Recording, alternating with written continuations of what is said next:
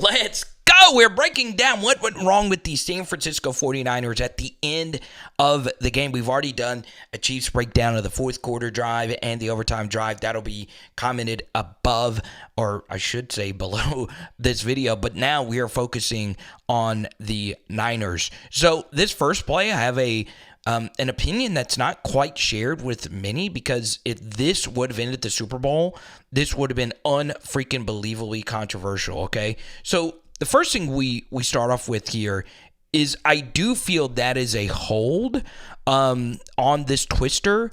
Karlaftis getting held right here. You can see a little jersey tug happening, but you'll see Brock Purdy scan the field. This is absolutely, positively, ridiculously good quarterback play. And I want you to take a look at this other angle, okay? So take a look at this ball placement from Brock. It is low and away to Debo. And you'll see McDuffie right here, who had an amazing game, get away with the tug, right? This is sometimes called, a lot of times it's not, but that is indeed pass interference. That did prevent Debo Samuel from potentially making this catch. He should be making that catch anyway. Debo overall had a mediocre game. You'll see back here, she's not paying attention. She's worried about getting her Instagram filter correct. Don't blame her. If you're wearing a sparkly pink dress in Las Vegas, you might as well slap on that Nashville filter. But either way, this ball does hit the ground. But if that is intercepted on a no-call pass interference, next year immediately you'll see pass interference be reviewable yet again in the NFL. Something else I don't quite get with the Shanahan offense, I never quite understand having Debo, and they do it with McCaffrey a lot, line up 5 yards off the football at the snap. I don't quite understand what that motion does. So Brandon Ayuk commits a false start penalty, and we get to the second down play, and this is a fake throw out here to Debo Samuel, and it's ironic. The Chiefs ran a play very similar to this. You can see it in the film study down below to potentially win this game. And you'll see right here, this underneath little toss to McCaffrey, there is room to run. This hesitation cost him just a few yards. But, man, Chris Jones, he's just a GOAT. He's a first ballot Hall of Famer for a reason. And he makes that play, and it sets up third and long. They just couldn't block him. So we get to this 3rd and 13.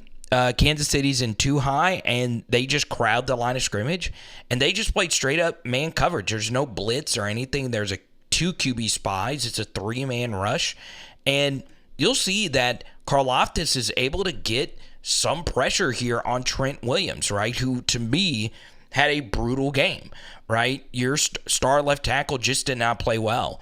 It was not McCaffrey's best game. It wasn't Debo's best day. It wasn't Ayuk's best day. None of their skill guys had their best days, and it cost them. The guy who did have his best game of his career was Juwan Jennings, right? Here he is, head up against basically their best corner guy, McDuffie. You can argue L'Jarius Sneed as well. And McDuffie actually does get called for holding right here, and that is a penalty, so the drive is able to continue. All right, so we get to here, and Braden Willis was an absolute disaster in this overtime period for San Francisco. This is a very difficult block, and this block really has no bearing on a pitch to the left. But you'll just see how poor of a blocker he is. Chenal, who's a good player, is able to beat him. He does a good job not holding, but it is something to note later on in this drive. And I want you just to see the surge that this defensive line here has on this offensive line. 65 is just getting pushed into the hole that McCaffrey's trying to run through, and he's still able to squeeze through here, and basically no yards are gained, okay? Look at this right here. Juszczyk actually got blown up here, and, man, it was just pretty clear in this one how much more physical Kansas City was in this game. You can see Juszczyk is pretty banged up, and that's because he just got dominated. All right, so we get to 2nd and 7, and still overall was a positive play for 3 yards. And, man, you just saw this a lot, right? Trent Williams just getting bullied. Now, right here, this is not a bad rep because you don't mind some over-penetration on a zone run to the right because it does open up a potential cutback if it gets juicy enough right there. But, man, you'll see it again here.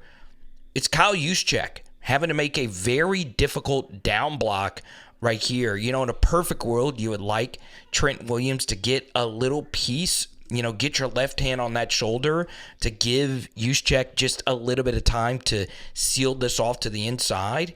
But Juszczyk just got banged up. This is a very next play. And if he's able to get a cleaner block, McCaffrey's probably getting through here a little bit cleaner. But still, it's a good run, and it's a nice gain on second. So we get to this 3rd and 2. This is one of Shanahan's best calls of his career, okay? If they're killing you with man coverage, get in trips bunch and stack them as tightly as you possibly can. This forces these guys to communicate. You can call a Meg right here where it's man everywhere he goes, where each one of these guys has one man and you stick with it. A lot of guys choose to play palms, but ultimately this gets Brandon Ayuk open with some inside leverage, right? This corner's job right here is to take on Ayuk. And you can see he's to the outside of him, and this is an in-breaker, and Purdy's job right here is just to read which one of these guys gets open, and it's Ayuk. He's got the leverage on him. He throws an absolute strike. Ayuk, a little bit of a risky body catch right there, but he still makes the catch. And this was a prevailing thing. Kansas City tackling you immediately. Here we go. It's a simple run to the left, and it's the same thing. Trent Williams just getting mollywopped. I'm starting to think he was hurt, right? I've never seen him play this poorly.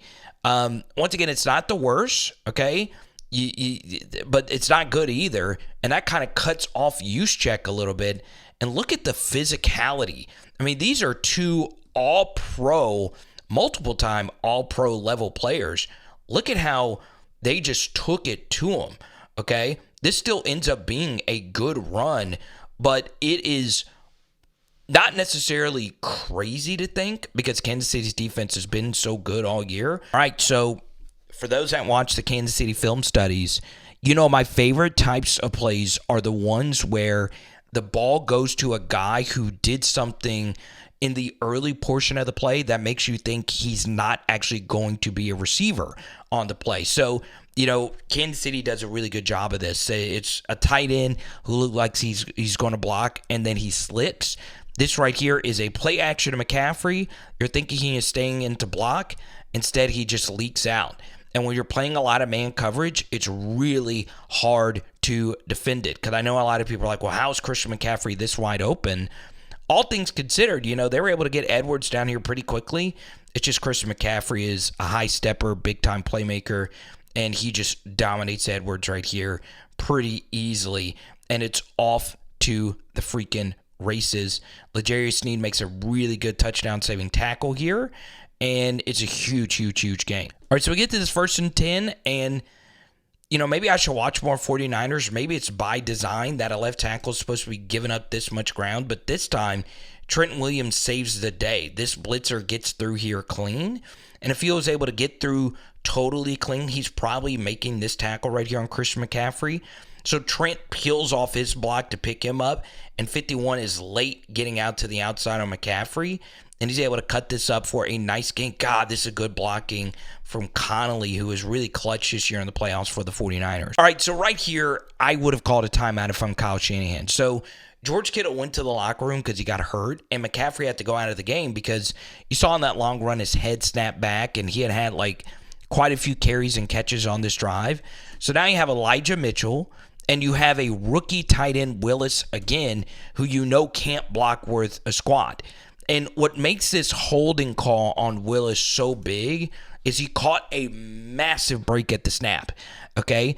This is supposed to be a really difficult block for him. He's got to step to the outside and seal a really good player, 22 right here to the inside, okay? But watch what he does. First thing, the technique is just really sloppy. He fires off really high.